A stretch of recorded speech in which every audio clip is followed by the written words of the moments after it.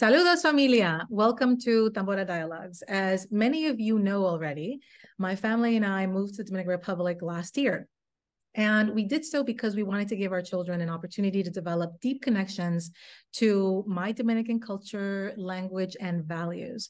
A connection that my parents made sure I developed as a child by insisting that my siblings and I speak Spanish at home, and investing in plane tickets for me to spend my summers until the age of 18 in Santo Domingo with my extended family. And I am so grateful to my parents for that gift, of which I am still benefiting. And my parents, despite the discrimination they faced in the States, whenever they were heard speaking in Spanish in public spaces, were determined to instill in us that assimilation didn't have to mean losing our culture and language. However, sadly, not many of my friends growing up had that same experience, as their parents, many of whom were, Mexican or Puerto Rican immigrants, and others had a different philosophy due to the beatings they endured in the Southwest and sometimes even in the Northeast.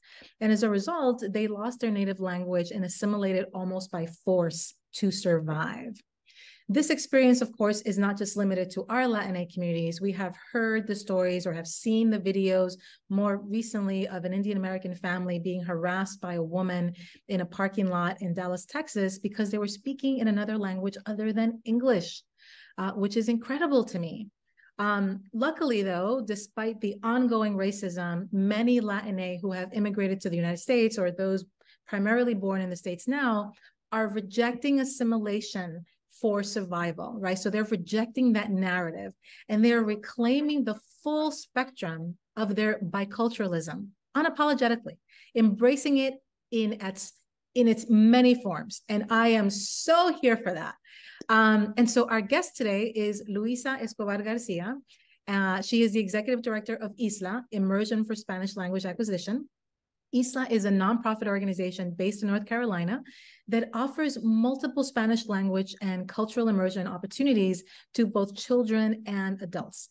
Their model consists of exploring culture through storytelling, traditions, and geography, while also incorporating projects across disciplines such as STEM and the arts. Lwiza, welcome to our drum circle.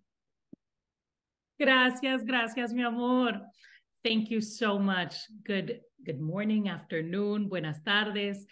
I am honored to be here today, as I feel like it's a huge reflection, almost this conversation of our relationship and what we've explored and grown both as friends and within our careers. So thank you for having me. Gracias, Lwiza, gracias. So, okay. So I'm sure you've listened in to our podcast and all of our programming. And one of the first questions we always ask most of our guests is, tell us about how the personal has been political for you. Wow. I'm so excited about this question because I have a perfect, recent illustration of that. And it was both personal, it was work, it was life, and it was a full circle moment. Last week, I was invited to attend I guess it's an associate board of a local Spanish immersion magnet school. And so it's public funds, it's a magnet school, it's in our county, and they want my expertise as the executive director of an organization doing this work on this board. And I felt so many emotions bubbling up, kind of sitting in that room. And I remember when we were going around, people kind of, we were asked to share our names, our organization, and a reason why this serving on this board was important for us. And everyone kind of shared something that was, one, like a happy thought, and then also very polite, like the kind of comment that you'll make meeting new people. And I remember being brave and just kind of sharing why it was important for me to be there in that moment. And I shared my story, which is exactly about the personal being political, that when I immigrated to this country in 1991, I think, with my mom, I was a baby. I was born in 88. And so I was tiny, but I didn't learn English because my environment, the bubble that I was in, was all in Spanish. And so going into my public school education, kindergarten, first grade, second grade, I really struggled and I didn't speak English. And I remember kind of expressing this, and I'm sure you've heard this before, just in our life, our friendship, you know, I say it like, I was talking too much and in the wrong language and I couldn't pay attention. And so the teachers didn't know what to do with me. And by the end of the second grade year, I was referred for special education. And that's why I shared with that group that I was proud and excited to be there that day.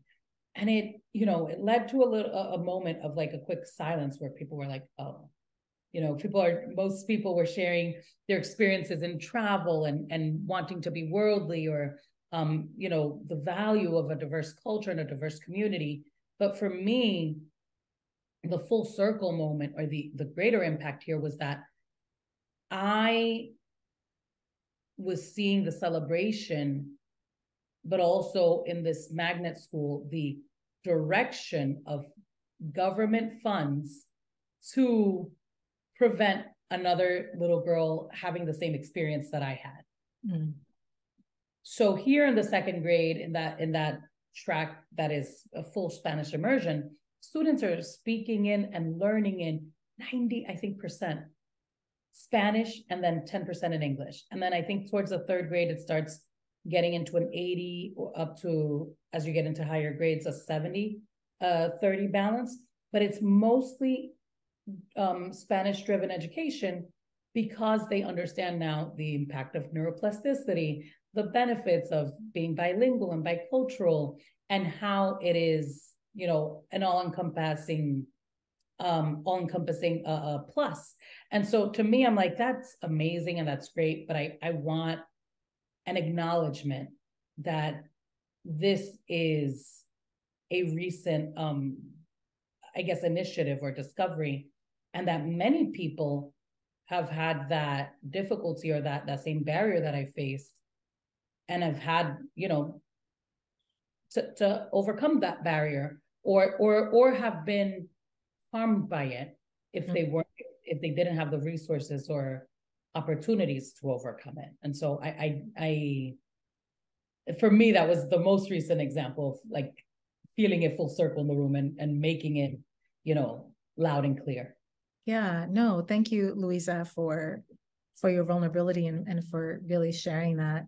You know, I think a lot of us shy away from sharing those experiences, depending on the space, and it requires bravery, and it requires a level of awareness and a willingness to help others become aware of, you know, it wasn't that long ago when the system treated us a certain way, right? It wasn't that long ago. I mean, for many families, it started in the 50s and the 60s, right? And I mentioned it at the beginning that, you know, there were friends of mine whose parents grew up in the Southwest, Mexican Americans, right? Or Mexican immigrants who were beaten or scolded publicly because they spoke Spanish, even though they were here in the States well before there was such a thing as the United States, right? And so that for them, they felt like they had no choice but to assimilate and kind of shed, you know, their culture and their language in order to move, you know, to excel, right? To survive in the United States. And so I'm really grateful that you took the time to center that again, because I mean, it happened in the 90s. This all started in the maybe before the 50s and 60s. It continued into the 90s, and we still see remnants of that, right? The vestiges of that in a lot of the work that we do. So, Lwiza, what has been your trajectory, or the trajectory of your work as an activist in New York, and now this shift into, you know, what is North Carolina? So my trajectory from, you know, kind of encompassing this, my activism work and kind of continuing it, has, I think, been always a narrative of meeting the community, the people, or even honestly, and to be completely transparent, myself in my healing process. So meeting all of us where we're at. Yeah. And I know that from me and my own healing process and dealing with my trauma and processing and healing for myself and my girls is a value that I hold, a first priority. But as I encountered and started building my community of colleagues and fellow leaders and activists in this work within North Carolina, I saw the importance of us keeping these, well, not just keeping them available, like surviving, but making these spaces and organizations like ISLA spaces for thriving. Mm-hmm. So I recently was working on a grant with a colleague, and they were asking about whether or not our organization was a third space. And I was like, what is that? And it was like, okay, it's not your house, it's not the school, but it is a safe space outside of home and school where a student can be seen and celebrated and safe. And I was like, oh, that's exactly what we are. It was a moment where I was so excited to be able to expound and to go in on how we meet that criteria. And for me, it was a really big reflective opportunity to realize there's not that many other third spaces. There's not that many of us, achieving that goal. And so for me, I guess to actually answer the question around the activism work, I have seen a transition of my work going from work that is centered or focused on myself and our community surviving to a journey of focusing and centering my work on our community thriving. And I recently explained that difference to someone who was asking me about, the process of how we are able to get funding and who and why we're asking for it. And and they were saying like, well, can't you just get money from this place or that place in order to do our work? And I said, those sources are known for or have a criteria of funding in a sense of urgency, in a sense of despair.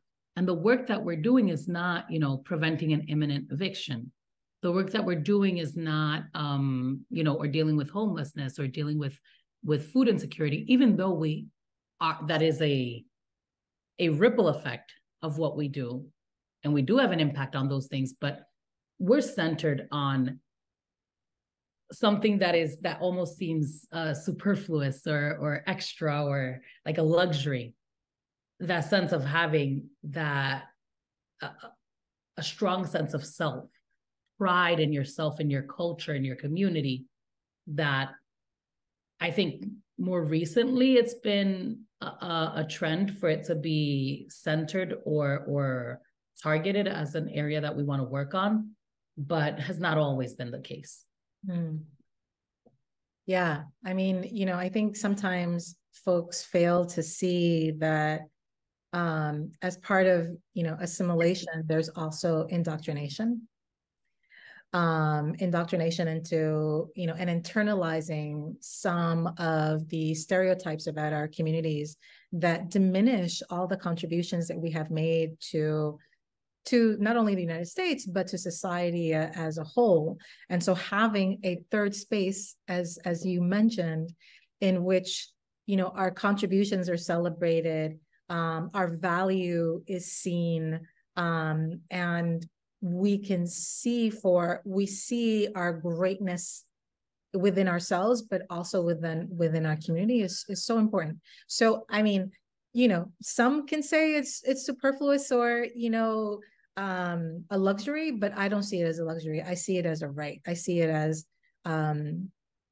important to help us heal, right? From all of the continued vestiges of racism and, implicit bias and just a lack of lack of knowledge of our history and our contributions to society. So, I celebrate, what you are doing. Thank So, you. yeah. So you mentioned, early on, how you shared, your story of like the system not understanding that you were and continue to be a bright woman, and you were a bright young child, right? You just didn't speak the language that was required of you, but you were brilliant, and continue to be. And so I'm curious to hear from you, because I know you grew up in Queens, right? Queensbridge, what's up? Um, how was that experience? How does that experience growing up in Queens, right? Influence your desire to uplift members of your community there and now here in Durham, North Carolina? I would say that in Queens, one thing that I took from, especially growing up in Queensbridge, was we had each other's backs. Mm. It was that community value and where I was able to actually eventually excel within the work, right? Because I initially started at a nonprofit working as a development person. I didn't know what I was doing. Now I'm like, if only little Lwiza, who interviewed for this fundraising job, could see me. And when I was transitioned into the work that was centered on community engagement, organizing, and that phrase I keep repeating of meeting people where they're at, it was so easy or natural for me because I was part of the community. I knew how to access the elders and who were the key stakeholders on my block or within a public housing community. I knew how to navigate, right, that water. And so having it be part of the work that I was doing and part of it just felt like a natural progression. So here, one thing I've noticed, and I guess like you're asking about that connection, what I'm seeing in that transition, is that it can feel sometimes like we're in silos, and I've met people and seen, or even people doing the work, like other colleagues and activists that feel so lonely or burnt out, or like that are carrying, like the weight is really heavy on their shoulders specifically. And something that has driven me and excited me about it is to do that grassroots work so that we can all have that feeling of community that then is so edifying, and it fills your cup to know that, even if you're tired, that there's somebody else doing the same work as you, that there are colleagues that you can call and reach out to, that there's people who are going to just get you and that you could vent to, and that you're not doing the work alone. And so seeing the growth that it is, because honestly, the way that I learned about this role was by being part of a small community like that of 4 women who are Latina, who are leaders in their area, and who we just kind of during the pandemic, as we were all working in related Latino serving roles, we just started texting each other and giving each other encouragement, words of support, and meeting up and venting and being, colegas, bouncing ideas off of each other. And so seeing that, like that small space, even if it was just the 4 of us, and the opportunity that there is for there to be a network of, within our parents, right? That community that's already there, the mamas and the papas and all of our parents, are WhatsApping each other all the time, exchanging ideas, resources in our parent groups, but also talking about who's going to make the merienda for next week and what kind of merienda is going to be served, and making sure that it's tied to their community and how they're going to share culture through food in that way. And so it's all to say that I'm seeing all these different like bubbles of community forming. And for me, a big driver in continuing this work was to create a space or a platform for all of us to like intersect. that is not just the parents working in a silo, kind of like parents supporting parents, or young professionals working to support the work that ISLA is doing because they're Latino and they're working in tech and they want to figure out a way to reinvest in the community that you know gave them everything they are, or us as professionals doing the work having our own little silo, but that all of these are part of an ecosystem with a shared goal, and that I think ISLA can be the place where we find that space, that safety, and that opportunity to like grow and thrive.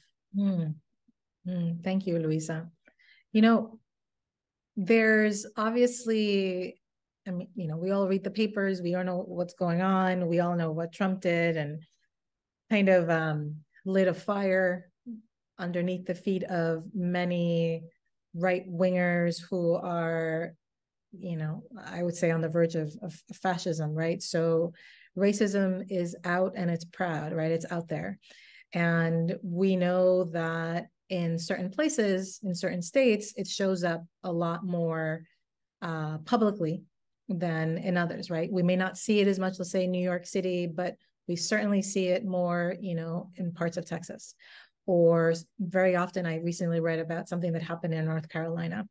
And so I'm curious to hear from you, what are the implications for, you know, North Carolina of an empowered and culturally empowered Latinx community? What are the implications associated with that? I think that, and especially because a big part of my work as executive director has been to get up to date in a way that I wasn't when I was doing public health work for the Latino community on specifically education policy that impacts our community. So there are several bills that I'm not going to rattle off because the numbers are going to get jumbled in my head. But there's at least 2 different bills that are either up for discussion on the Senate floor or have been voted on, et cetera, that impact because they start, right, the title will be related to limiting the education around African-American history. But within that, right, is the Black and Brown community that encompasses Latino, all other immigrant communities, Native American culture and history. And so any non-white centered narrative is being, you know, that's what's being fought about. And so we are, one, I think that and I know I'm kind of deviating from the question, so remind me again, when I get this thought out, remind me where I was supposed to be going with the actual question. But one thing that I'm really proud of is that we're part of a collective that's working on developing a curriculum that incorporates in pre-K, centers African-American, Latino history and culture. And that is from that age, discussing these hard topics that, you know, folks are treating as radioactive that they're afraid of. And then, so that's one part, like our team, our parents, our families, we're key stakeholders in doing that work.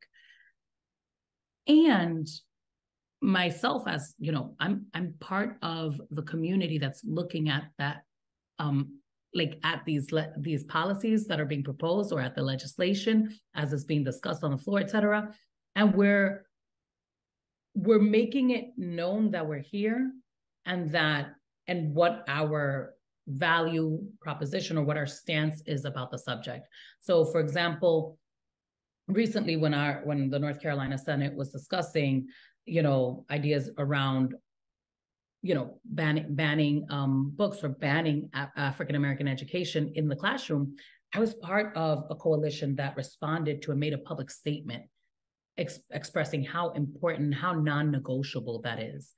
And so I'm really excited to have seen, like, to make that connection of like, yes, we're a 501c3. We cannot lobby for a specific policy or elected official, et cetera. But as a community, we are making a clear stance of like, this is what is important to us. And sometimes, and not even, I think further than important, we're kind of making the mark in the ground of like what is non-negotiable to our community and what we're going to, like, you know, whether or not the legislation is passed, what we're going to be fighting against until we achieve our specific goals. Pero center me again, remind me where the original question was, because I know I deviated. Pero... No, I mean, you answered it, right? In that, you know, the implications for an empowered Latina community, the implications for, you know, North Carolina for an empowered Latina community is the ability of, you know, coming together and unifying to push against, you know, policies that are going to hinder not just our ability to celebrate and learn about our own history and contributions to the United States, but also of many other groups, right? So you mentioned the Native Americans, you mentioned, our Black brothers and sisters. So all of those, right? All of the galvanizing of the Latina community in this way, it's actually incredibly powerful, and can shift the narrative in North Carolina, right? With support from ISLA and other organizations. So I am curious though, how has ISLA's work been received by non-Latina community residents? That's a great question. And what's interesting is that I'm not sure that I have a good full answer for you, because part of, at least in the past 2 months where I've been getting used to this work and immersing myself in the community, one of the things that I've learned and tried to emulate from our exiting executive director was to really be tuned in on like what our parents, the roughly 200 families that we're serving, are thinking, want, and really being attuned to their experience. And so, but as a direct correlation of that, I'm not as attuned as to, I mean, maybe we have active haters that I'm unaware of, or there could be a multitude of responses or opinions or thoughts about it. But to be completely honest, I would respond to this that I'm so focused on ensuring that I'm hitting the mark, that I'm in the know of what our community needs are, and that we're developing programming and solutions and creating an environment that is productive for that I honestly haven't had the time to learn, the other side of that, of, non-Latino, Latina community members that might feel threatened or maybe even feel happy that we're here and want to participate. And we're also unaware because we are centered in, serving and focusing on our Latino heritage families and ensuring that they have access to this culturally competent and full immersion, Spanish immersion program that is not just immersing you in your native or heritage language, but most importantly in your culture and history, which is what is up for debate right now in our society. And so that is a good question. I'm going to go after. No worries. Listen, if y'all are managing to buffer your community from that hate, which obviously, exists, because if there's legislation that is pushing against, the integration of, history of the Latina community and the Black community and the Native American community, obviously it's not just coming from it's there. Yeah. It's there. It's not just in the ether, it's there. Right. But to hear from you that, ISLA is helping to buffer your community from that, I think that's spectacular. Okay, great. I didn't think of that, but that's an accomplishment in itself. Right, exactly. So, I wanted to ask you more specifically about, the programming, right? Mm-hmm. How do you see that retaining, one's language of personal or family origin strengthen intergenerational ties within the family? Oh, I have seen it. I mean, I could give you so many examples, but I'm going to focus on one from our recent Mire, este expose. This was the first year. And so ISLA has been going on for 10 years. Each year they have an art show in March where they showcase the artistic expression of the history and the cultural connection that they were making over in a month-long project over the last month. And in this year's project, there was a focus on 5 dialects or native languages that were throughout Latin America. So we had, tongues that are no longer spoken, some dialects that currently still are alive, an understanding of the visual representation, certain words that the children were able to learn. And then very, to me, most exciting was the then artistic connection to this work, where we had 5 Latino artists come to our Isla Los Sábados programming and do kind of a lesson that was integrated with that work and support our students in their art projects that they were doing as a whole. And so where I saw the intergenerational connection occur was, and now that I'm saying it, that's another one, right? We have these artists that are adults, that are Latinos, that are having their galleries and their shows and their work already happening within our community. They're speaking to our students. But I thought even more closely was the connection of our own parents that are in the program, having the opportunity themselves this year to participate in the expose. So until this time, we were having parents come and see their children's art, like a show and tell of what their kids have been up to, what their kids have learned. And now we had the opportunity for parents to participate in the learning and also in the art making experience, just like their children. And there was this mom and daughter that they were at the parent table the whole time. And I was so, my hair stands up, like remembering it, because it was so powerful to see them together and kind of, they were so hugging, and it was such an emotional visual to see. But I think most importantly, it was this pride that the mom had to be able to show, like, her teenage daughter who's in our program, the work that she had done, that connection that she was making. And I could see that it was an experience of parallel healing. It was a parallel process. So it wasn't just this mom coming and feeling grateful that her daughter is having an opportunity that she didn't have.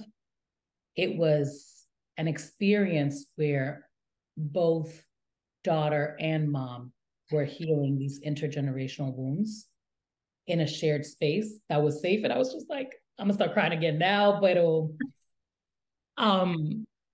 it's examples like this are what make the weight that we feel on our shoulders as we lead and do this work so bearable, and then almost give us a sense of pride in doing it, or do give us a huge sense of pride, because that is the end goal. That mom and daughter having that experience where it's not just like the mom feeling like yo me sacrifiqué por ti, but it's estamos las dos en este camino y nos podemos acompañar.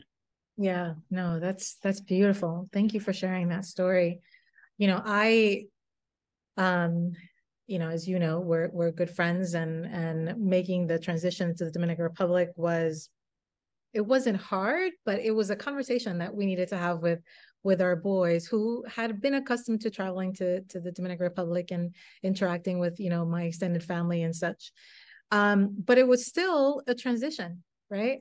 It was a transition to a different environment, to speaking Spanish all the time, to, the music, right? You're going to hear more bachata, more merengue. Everywhere you go. Yeah, right? Like music. And dembow, like, you're going to hear dembow too, right? And so there's going to be a lot more of that than there is, like, some of the English stuff. And I was very worried. I'm like, oh my gosh, I want them to have a similar experience to mine, but I was like, okay, I need to give them space to figure this out. And what brought me the greatest joy, and this happened like maybe now a couple of months ago, was when I asked my 14-year-old, right? Who he's now 14. When we moved down here, it was 13. And I asked him, babe, like, how are you feeling? Like, are you feeling like, like this is working for you? Or, do we need to think differently about, what's going to be healthy? What kind of ecosystem you need around you? And he looked at me, he's like, Mama, yo soy dominicano, ya, ¿qué te pasa? When he told me that he felt Dominican, it was like, I know. It was such joy. I mean, and I'm still telling the story now, right? So it's just like, it was, to me, it was a moment of like, I did my job. Like, valió la pena, lo hiciste. Valió la pena. Yeah. Being here, giving them an opportunity to immerse themselves in the culture and the language and the values, and everything. It's like, it's so worth it, because not only are they going to be deeply rooted to la isla, to my isla, right? To our country, our shared country, Lwiza, but also they're going to be global citizens, right? Who are going to have an appreciation, not just only of our culture and our language, but also of everybody's culture and language and values. And that is from a global perspective, not just an American perspective. That's right. And so that's why I believe that the work that you all are doing in ISLA is so important, right? Because it's limitless, right? It actually, it has no bounds. There's no limitations to this, language and culture immersion, because it ingrains in children not only pride in their own heritage, but also awareness and appreciation for everyone else's. And I think that's something that, often is very lacking in society. So yeah, no. And that just reminded me that recently I was asked about like our scoring system and how do we know that children are actually learning Spanish. And I remember looking at the information in our program evaluation setup, and us kind of talking about, but that's not the point. The point is not to know if you're one reading level higher in Spanish or not. Mm-hmm. Our purpose is what you just described, is that pride, that sense of self, that global awareness. And knowing how to read and write and speak Spanish are a side effect, a positive plus, a cherry on top of that. But it's not that, it helps us define that is not like, we're not driven by that metric.